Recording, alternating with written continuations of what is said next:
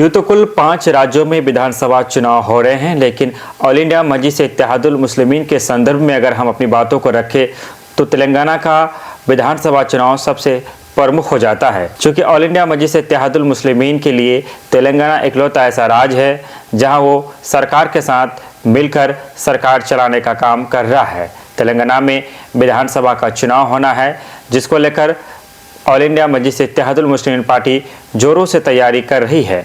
हम आपके mobile screen पर तस्वीरों के माध्यम से दिखाने का प्रयास कर रहे हैं। तमाम तर जो बड़े लीडर हैं मजलिस के, वो तेलंगाना पहुंच रहे हैं और लोगों को रिझाने की कोशिश कर रहे हैं, जनता को अपनी पार्टी की विशेषता और खूबियों को बताने में जुट चुके हैं। बिहार इकाई भी तेलंगाना पहुंच चुकी है। बिहार इकाई के प्रदेश उपाध्यक्ष एडवोकेट आदिल हसन आज़ाद लगातार तेलंगाना में सभाएं कर रहे हैं और वहां के लोगों को ये बताने का प्रयास में जुटे हैं कि तेलंगाना में मजलिस की कामयाबी क्यों ज़रूरी है। लगातार मजलिस पार्टी की ओर से बातें की जा रही है कि जिस तरह से दौरे हालात आज बनता जा रहा है, जिस तरह से मुसलमानों के साथ आए दिन साजिशें होती जा रही है, उन्हें दरबदर होने पर मजबूर किया जाता है, उनके साथ जुल्म सितम की जो इंतहा है वो हद पार कर दी जाती है।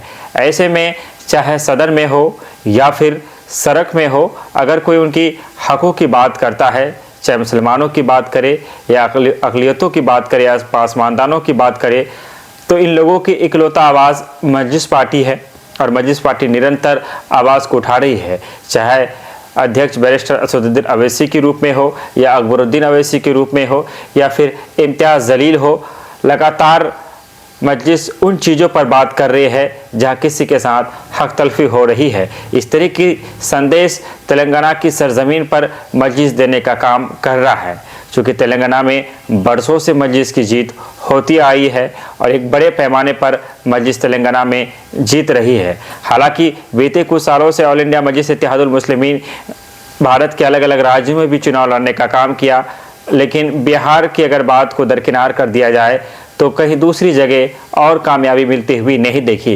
गुजरात, बंगाल, यूपी में लगातार पार्टी को हार का मुंह देखना पड़ा। हालांकि उत्तर प्रदेश के नगर निकाय चुनाव में मजलिस को थोड़ा बहुत फ़ायदा हुआ, कुछ सीटें उनके खाते में गई, जिससे पार्टी का मनोबल बढ़ा।